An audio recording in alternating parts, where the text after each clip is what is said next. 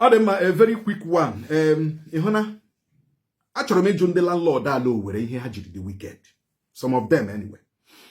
Achọrọ m ịjụ ndị landlord enwere n'Imo State ihe ha jiri dị wicked. Ihe ha jiri dị wicked. You know, increment a na-akwụ n'elu n'ala.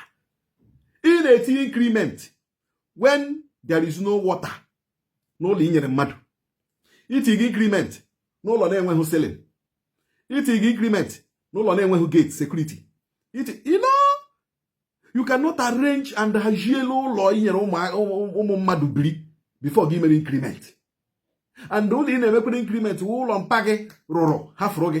Ụlọ mpa gị rụrụ ihe ụlọ mpa gị rụrụ kamgbe 1970, kamgbe 1980, you know. Rujekwa n'ụlọ, renovate ụlọ, pentigharị ụlọ, mee ka ụlọ dị mma dị ụtọ n'anya. Mba.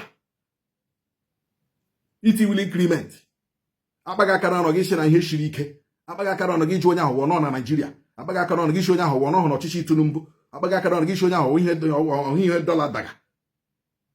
Simenti gbere simenti 500 naira, 1,002, 2,000 naira ka ijiri rụọ ụlọ ahụ. Now again, I compare ya now. I na-ere cement about 10,000 naira. Now so we who ihe cement daga. Anụmanụ ihe cement daga. Erola ahụ taa.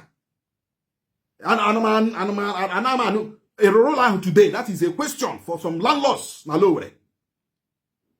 Increment a na-akwụ. Increment a na-akwụ.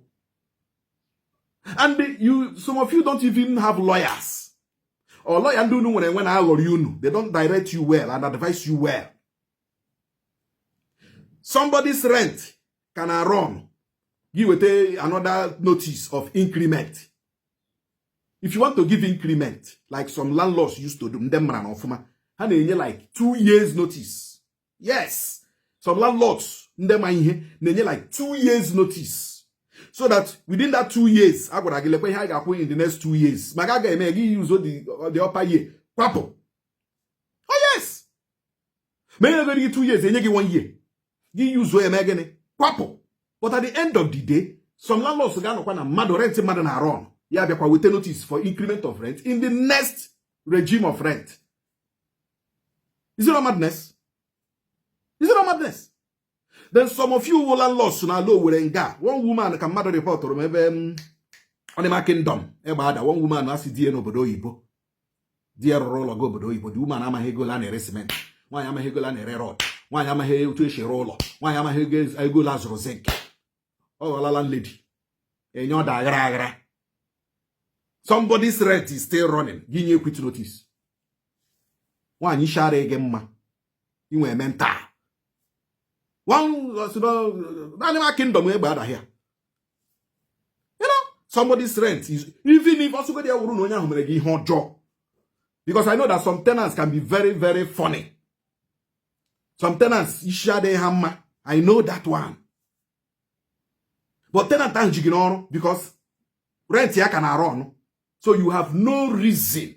You don't have anywhere in law to quit somebody rent here can run. Get your give quit here. You get a balance. You get do some back here go for pagaya. You go 3 months. Yeah, cholo. You know, Abia 7 days. 14 days. You know, some liars just reach some landlords. Request some tenants. Renting mother can run, give you a quick notice. Are you okay? Ola Ohogeroro. Digarola no make landlady. Go bodo ibonoro. Get no reba na make a shanya. Landlady in Shina I heard that you cannot even think of buying a mamina got a bem nature. And if we na malielu.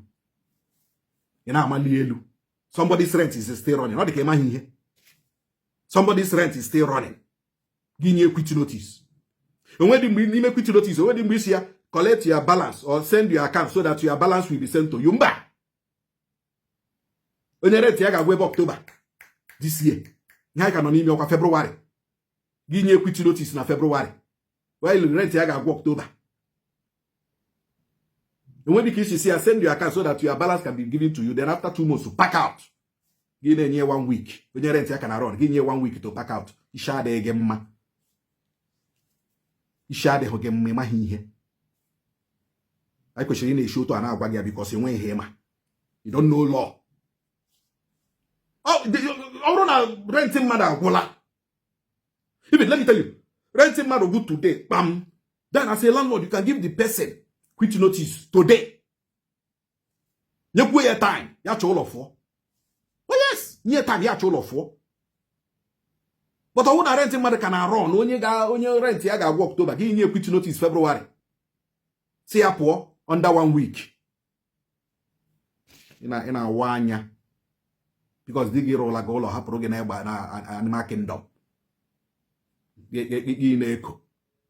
And your family give very well. Is she from a very poor family? And don't she from a very poor family they behave like this. I'm telling you.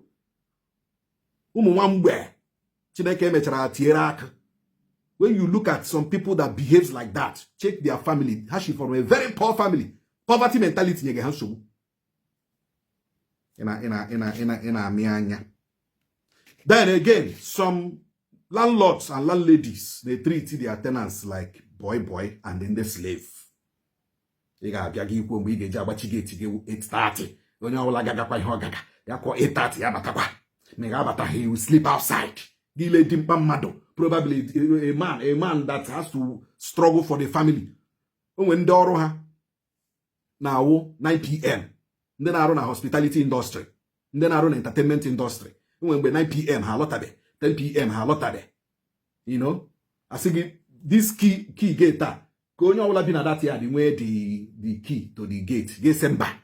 No so again where as a landlord and the landlady so go again where also again where at the end of the day. Get what you put the outside the gate. And I require your landlady. But no, so get sent back. That time I gala, it could 9 p.m. When you want to here 9 p.m. That person should sleep outside. Timpamado. He outside. Because he will landlord. Because he will landlord. Miri boholu na agba n'ime nga ahụ. Mgbe so ga pump. Because he want a generator. Mgbe so ga pump. And then I pump a bashie ozugbo ka na pump ya piam. Onye na agbata mmiri mgbe ka agbasasịrị ya ka na pump cha agbanyu jem piam ga gbashie mmiri. So gị na family ga na use. Ndị tenant bi n'ụlọ gị ana apụ outside na eji agba mmiri. You say you make heaven. You say you make heaven. When heaven you make. You a wicked landlord, you a wicked landlady. If you cannot treat your tenant as your brothers and as your sisters. I'm when some tenants in when a koshi. Some tenants in when a kro na brain, I know. But to Kenya like in subu, near time, quit ye, ya for, JJ, ya she was your way for employ the legal means now, papo. But you cannot keep treating your tenants as if they are slaves. A whole lot of things are happening. Roof gade leaky. Landlord an ego.